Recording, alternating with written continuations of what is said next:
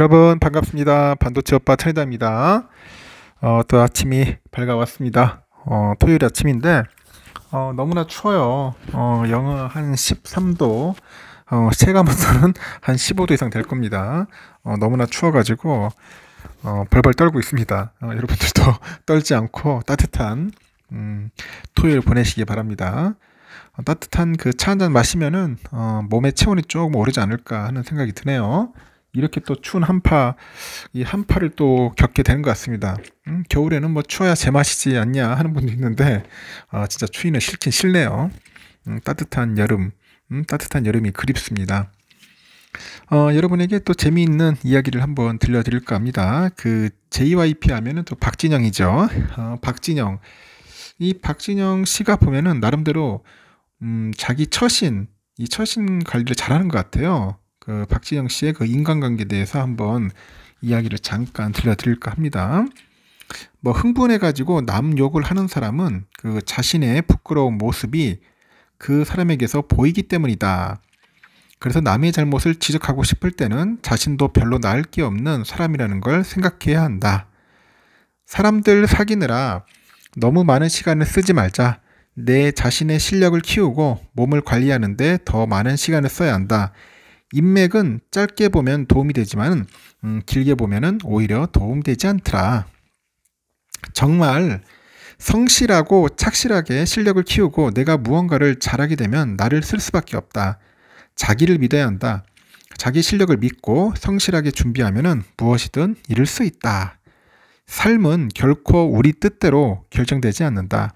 오늘 하루 최선을 다해 살았다면 그냥 편안히 주무셔도 된다. 내가 인생의 지침으로 삼는 단어가 있다면 성실과 겸손이다.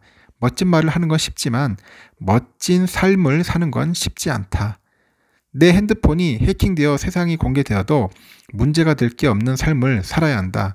누구와 만나고 무슨 얘기를 나누고 무슨 행동을 했는지 다 알려줘도 문제될 것이 없는 삶, 그것이 내가 하루하루를 살아가는 기준이다. 이런 거 보니까 참 박진영 씨 참 멋진 삶을 살고 있는 것 같습니다. 그래서 제가 한번 여러분에게 이 박진영 씨의 그 인생 명언 한번 들려드린 겁니다. 한번 참고해 보세요. 그러면은 또 삼성의 이야기를 한번 또 들려드리도록 할게요. 삼성 어제 참 재미있는 또 시간을 보냈습니다. 코스피는 시가총액 1, 2위 그 삼성전자랑 하이닉스가 나란히 이제 신고가를 이제 기록을 했죠. 어제 보니까 그 코스피에서 삼성은 1.2% 올라서 75,900원에 거래를 마쳤습니다. 장중에 76,300원까지 좀 치솟았어요. 52주 이제 신고가를 기록한 거죠. 이는 2022년 1월 이후 가장 높은 수준이고 새해 8만 전자 탈환이 이제 가시화됐다는 그런 분석도 있습니다. 하이닉스도 이날 소폭 올라서 14만 600원에 거래를 마쳤는데 장 막바지에 이제 상승분을 적잖이 반납을 했는데 하이닉스는 한때 14만 3,700원까지 올라가지고 52주 신고가를 갈아치웠죠. 2021년 4월 이후 가장 높은 주가 수준입니다. 이 삼성과 하이닉스의 상승세를 주도한 것은 외국인이에요. 외국인은 이날 삼성을 1,500억 정도 사들여가지고 이날만 순매수 규모가 1조 1,289억 정도 커졌습니다. 외국인은 이날 SK하이닉스를 406억 원 정도 순매도했는데 이달 들어서 3,124억 정도 순매수를 한 거죠. 코스피 투탑인데 삼성하고 하이닉스가 이제 상승세를 지속하는 것은 이 메모리 반도체 업황 회복에 대한 기대감이 이제 본격화되었다, 그런 이야기가 있어요. 업계에서는 AI 기술 확산이 반도체 수요를 폭발시키기 시작했다고 평가를 하고 이달 들어서 D램하고 낸드 수요가 그 패닉 바잉 수준으로 늘었다고 합니다. 이에 따라서 메모리 반도체 가격도 그 강세를 띌 거로 봐요. 그래서 KB증권에서도 올 4분기 그리고 내년 1분기 D램과 낸드 가격이 직전 분기 대비 한 18에서 23% 오를 거라고 전망을 하는 것 같습니다. 실제 삼성하고 하이닉스에 이어서 메모리 반도체 3강 체제를 구축한 미국의 마이크론이 11월까지 깜짝 실적을 먼저 보고를 했고 반도체 업황이 본격적으로 회복하고 있다는 점을 수치로 증명을 했습니다. 마이크론은 전날 회계연도 기준 내년 1분기 매출이 47억 달러 기록했다고 밝혔고요. 이는 시장 추정치인 46억 달러 상회한 건데 특히 D램하고 낸드 부분 매출이 직전 분기 대비 약 각각 24%, 2%씩 증가를 했어요. 이 삼성전자하고 그 하이닉스의 그 실적 회복세도 이미 이제 본궤도에 오른 것 같아요. 삼성이 4분기에 3조 한 5,650억 정도 영업이익을 거둘 것으로 추산하고 올 3분기까지 총 8조 원 정도 적자를 냈던 하이닉스도 4분기 적자폭이 한 2,700억 정도 수준으로 줄어들 거로 봅니다. 그래서 하이닉스가 4분기 적자에서 탈출할 가능성도 예상들을 합니다. 아울러서 내년에는 삼성이 연간 기준 33조 8,100억 정도, 하이닉스는 8조 5,400억 정도 이익을 거둘 것으로 증권업계는 보는 것 같아요. 실적 회복 전망과 맞춰서 증권가는 삼성과 하이닉스가 내년에 사상 최고치로 주가가 오를 수 있다고 기대하는데, 삼성의 경우 증권사들의 평균 목표가는 91,900원, SK증권은 10만원 목표 주가를 제시를 했고, 삼성의 그 사상 최고가는 2021년 1월 기록한 96,800원입니다. 하이닉스의 목표가가 156,900원으로 집계 됩니다. 하이닉스는 15만원을 넘은 것은 21년 3월 2일 처음이자 마지막이죠. 이렇게 삼성과 하이닉스의 그 최근 큰 폭의 주문 증가에도 실수요 증가를 확인하기 전까지는 보수적인 감산 정책을 지속할 것으로 예상이 되고, 가격의 상승 탄력성은 내년 1분기로 갈수록 확대될 것 같습니다.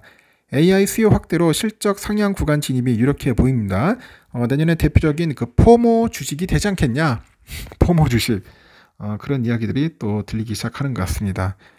포모 주식이라네요. 그리고요, 그 애플이 삼성에 이어서 이제 생성형 그 인공지능을 적용한 스마트폰을 선보일 건데, 24년에서 27년 누적 출하량이 한 10억대에 이를 것으로 예상되는 AI 스마트폰 시장을 놓고 삼성하고 애플의 격돌이 현재 예상이 된다고 합니다. 외신에 따르면 애플은 내년 하반기 자체 생성형 AI를 심은 아이폰 16 시리즈를 출시한다고 하네요.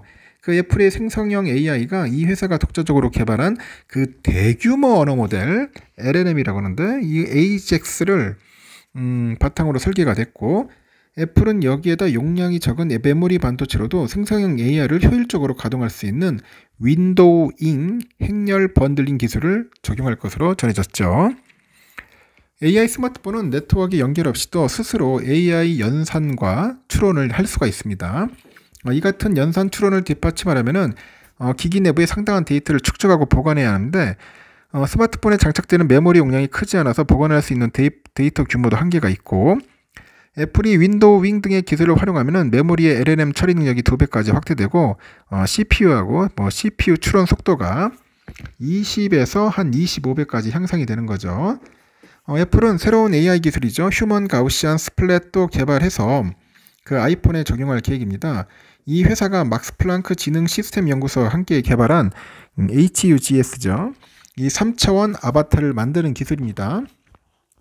그래서 동영상에서 배경과 인물을 분리를 하고 이를 다시 재활용할 수 있는데, 춤추는 사람의 동영상이 있다면 배경과 얼굴, 복장을 모두 바꾸는 재조합을 할 수 있다는 이야기죠. 그래서 애플은 내년 하반기도는 아이폰 16 시리즈에 이 같은 AI 기술을 얹을 전망이라고 하네요. 삼성도 AI 스마트폰 개발에 역량을 집중하는데, 삼성의 생성형 AI 삼성 가우스를 적용한 갤럭시 S24 시리즈를 다음 달 선보일 계획입니다.